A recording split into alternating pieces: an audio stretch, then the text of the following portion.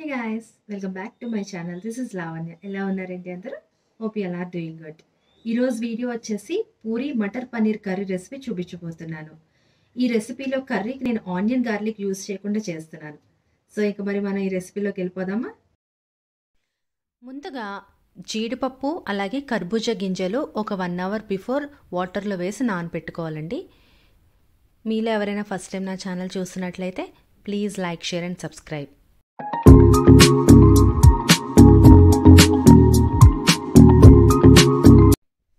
ఆ తర్వాత 3 టమాటోస్, ఒక చిన్న అల్లం ముక్క, 5-6 మిరియాలు, 2 లవంగం, ఒక చిన్న ముక్క దాల్చిన చెక్క, 2 ఇలాచీ తీసుకోవాలి. వీటిలన్నిటి కూడా గ్రైండ్ చేసుకుని పేస్ట్లా చేసుకుని పక్కన పెట్టుకోవాలి. ఇందుకు గాను ముందుగా మనం టమాటోస్, అల్లాన్ని చిన్న చిన్న ముక్కలుగా కట్ చేసుకుని పక్కన ఉంచుకోవాలి.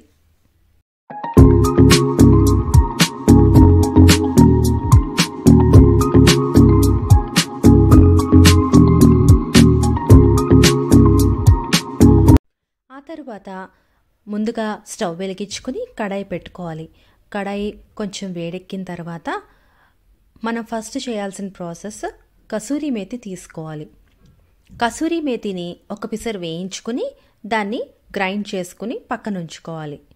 ఇలా గ్రైండ్ చేసుకోవడం వలన మనకది పెద్ద పెద్దగా కనిపించకుండా పౌడర్లా ఉంటుంది కాబట్టి త్వరగా ఈజీగా కర్రీలో మిక్స్ అయిపోతుందని చెప్పేసి నేను ఇలా చేస్తూ ఉంటాను. ఆ తర్వాత మనం 1 అవర్ బిఫోర్ నానబెట్టుకున్న కాజు అండ్ కర్బూజా గింజలు కూడా వేసేసుకుని పేస్ట్ చేసుకుని పక్కన ఉంచేసుకుందాము. ఇప్పుడు మళ్ళీ అదే కడాయిలో కొంచెం ఆయిల్ వేసుకొని అది ఒక పిసర్ కాగిన తర్వాత మళ్ళీ స్పైసెస్ వేసుకోవాలి. ఈ స్పైసెస్ వేసుకునే ముందు ఒక పిసర్ బటర్ కూడా వేసుకుంటే కర్రీకి మంచి టేస్ట్ వస్తుంది. సేమ్ మనం ఇందాకలు ఏవైతే తీసుకున్నామో ఇలాచీ, లవంగం, దాల్చిన చెక్క, ఒక 2 మిరియాలు వేసేసుకుని మనం ప్యూరీ చేసి పెట్టుకున్నాం కదండి టమాటో పేస్ట్, అది కూడా వేసేసుకోవాలి. ఇప్పుడు వేసేసుకున్న తర్వాత దాన్ని ఒకసారి బాగా కలుపుకొని మూత పెట్టి ఉంచుకోవాలి. ఇది కొంచెం బాయిల్ అయ్యేలోగా మనం పనీర్ని క్యూబ్స్ కింద కట్ చేసేసుకుందాము.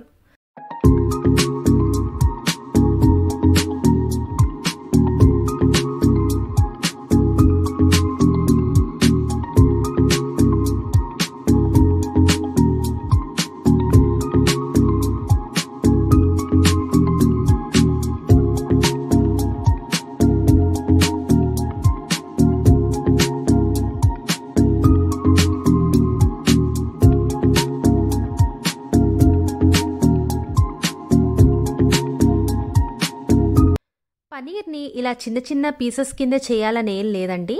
చాలామంది పెద్ద పెద్ద ముక్కలు అలాగే ట్రయాంగిల్ షేప్ ముక్కలు కూడా చేసుకుంటూ ఉంటారు. సో మీకు ఎలా నచ్చితే అలా మీరు కట్ చేసుకోవచ్చు. నేను పనీర్ అన్నీ కూడా చిన్న చిన్న ముక్కలుగా కట్ చేసేసుకుని పక్కన ఉంచుకున్నాను కాబట్టి ఒకసారి మన ప్యూరీ ఎంతవరకు ఉడికిందో చూద్దాం అని చెప్పేసి మూత తీసి చూశాను. 3/4 ఉడికింది కాబట్టి నేను ఇప్పుడు ఇందులో కొద్దిగా ఉప్పు, అలాగే పసుపు, ఇంకా కూరకు సరిపోయే కారం తీసుకున్నాను. అలాగే ఇందులో మళ్ళీ కొంచెం ధనియాల పొడి, జీలకర్ర పొడి కూడా వేసుకున్నాను. ఇవన్నీ వేసుకున్న తర్వాత ఒకసారి బాగా మిక్స్ చేసేసుకుని మళ్ళీ మూత పెట్టేశాను. ఒక 5-10 మినిట్స్ అలా వదిలేసిన తర్వాత మళ్ళీ ఒకసారి మూత తీసి ఒకసారి మళ్ళీ అంతా బాగా కలుపుకొని మూత పెట్టేయాలి. మళ్ళీ ఒక 5 మినిట్స్ తర్వాత చూస్తే మన ప్యూరీ అంతా కూడా బాగా వేగి ఆయిల్ అంతా పైకి తేలింది కాబట్టి బాగా వేగిందని అర్థమైపోయింది. ఇప్పుడు ఇందులోకి సరిపడా మనం వాటర్ వేసుకోవాలి. వాటర్ వేసుకుని ఒకసారి కలుపుకున్న తర్వాత దాంట్లో మనం ఇందాకలా కట్ చేసి పెట్టుకున్న పనీర్ ముక్కల్ని కూడా వేసేసుకోవాలి. అలాగే మనం మటర్ కూడా తీసుకుని అది కూడా మనకి ఎంత కావాలో అంత కర్రీలో వేసేసుకోవాలి. మనం ముందుగా కసూరి మేతి గ్రైండ్ చేసి పెట్టుకున్నాం కదా, అది కూడా ఇప్పుడు వేసేసుకోవాలి. ఇక్కడ క్లిప్ మిస్ అయిందండి. యాక్చువల్గా మనము కాజు పేస్ట్ చేసి పెట్టుకున్నాం కదండి, అది కూడా వేసేసుకోవాలి. అలా వేసేసుకుని ఒకసారి బాగా కలుపుకున్న తర్వాత కట్ చేసి పెట్టుకున్న కొత్తిమీర కూడా ఇందులో వేసేసుకోవాలండి. ఒకసారి కలుపుకొని మూత పెట్టేసుకుని ఒక 2 మినిట్స్ అలా వదిలేయాలండి. 2 మినిట్స్ తర్వాత ఒకసారి మూత తీసుకుని అందులో కొద్దిగా గరం మసాలా వేసుకోవాలండి. అంతే అండి. ఇలా లాస్ట్లో గరం మసాలా వేసుకుని ఒక్కసారి కలిపేసుకుంటే మన మటర్ పన్నీర్ కర్రీ రెడీ అయిపోయినట్టే. ఇప్పుడు ఇంకా పూరి ఎలా చేయాలో చూసేద్దాం. ముందుగా నేను కడాయి పెట్టుకుని అందులో ఆయిల్ వేసేసుకుని సిమ్లో పెట్టి ఉంచుకున్నాను. ఈ ఆయిల్ కాగేలోపు మనం మిగతా ప్రాసెస్ చేసేద్దాం రండి. మనం ఎన్ని పూరీలు చేయాలనుకుంటున్నామో దానికి సరిపడా గోధుమ పిండి తీసుకోవాలి. గోధుమ పిండి తీసుకున్న తర్వాత దాంట్లో కొంచెం ఉప్పు వేసుకుని, అలాగే నేను కొద్దిగా వామ్ కూడా యాడ్ చేస్తానండి. వామ్ ఎందుకు యాడ్ చేస్తానంటే చాలామంది పిల్లలకి వాము డైరెక్ట్గా తినడం ఇష్టపడరు. అందుకని నేను ఇలా పూరీలోకి, అలాగే కొంచెం చపాతీ పిండిలోకి, లేదంటే రసంలో పోపు పెడతారు కదా, ఆ టైంలో నేను ఇలా కొంచెం వామ్ కలుపుతూ ఉంటానండి.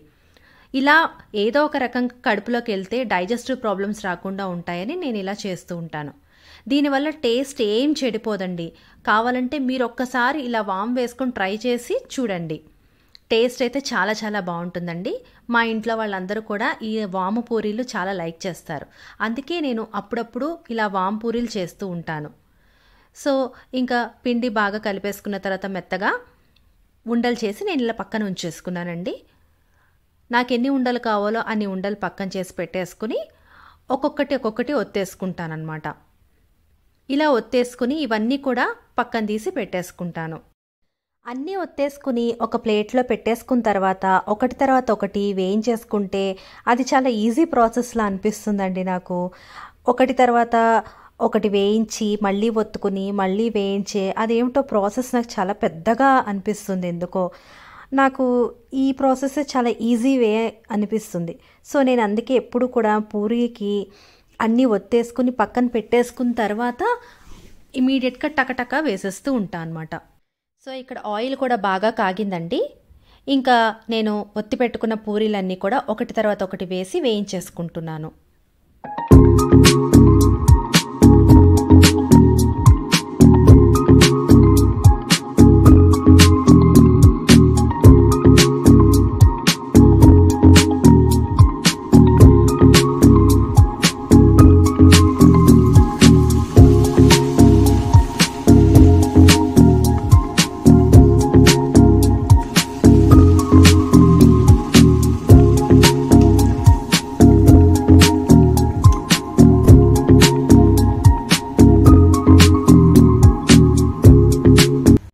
సో చూసారు కదండి, ఇవాళ మా డిన్నర్ అయితే పూరి మటర్ పన్నీర్ కర్రీతో రెడీ అయిపోయిందండి.